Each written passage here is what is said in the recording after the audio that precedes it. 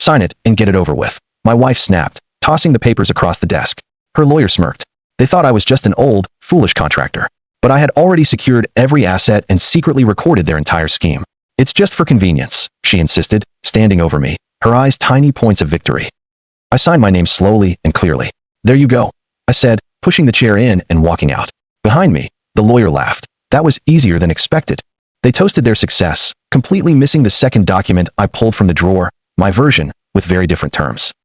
They didn't realize who they had married. I wasn't just a carpenter. I was a corporate recovery consultant, the guy companies hire to save their assets during hostile meltdowns. While Susan obsessed over Italian beams in the house I built, she missed the biggest detail. The deed was in a trust. 2 hours north, I met my associate, Elaine. She slid one last form across the table. Once you file this amendment, the title is completely sealed. Not hers. Not now, not ever. I signed without hesitation, dropping my wedding ring into a paper shredder on the way out. Meanwhile, Susan was panicking. Dylan, her lawyer, called back, breathless. I ran a background check. Susan, he's not a contractor. He's a forensic dissolution specialist. She saw the PDF, his credentials, his shell companies, his security clearance. She realized he hadn't reacted. He had architected her downfall. She stormed the bank, demanding access to the joint account. Inactive party status. The manager, Neil, informed her.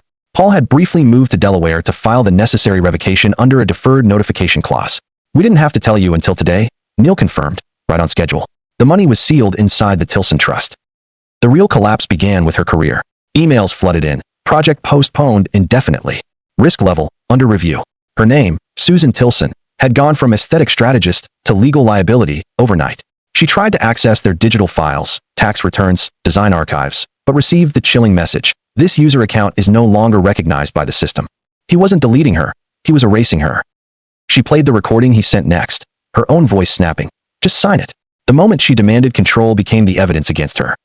In a desperate move, she visited our former therapist. He always prepares, the doctor told her gently. You mistook his silence for weakness. Then she handed Susan a card, her estranged sister's number. She told Paul to build an exit before you burn the house down. The final blow arrived via courier. A letter from the ISS Trust, signed by Paul's daughter, Emery. All properties frozen. All royalties reassigned. Her use of the Tilson name was retroactively severed. The trust was an armory, and Susan was disarmed. Stumbling back into the empty study, she found one last thing taped inside a desk drawer. A single yellow sticky note, in Paul's precise handwriting, was waiting for her. It read, You didn't marry a contractor. You married a contingency. No grand revenge, no screaming match, just flawless, devastating preparation. Thanks for watching. Make sure to subscribe to the channel and leave a like. Share your thoughts about the story in the comments.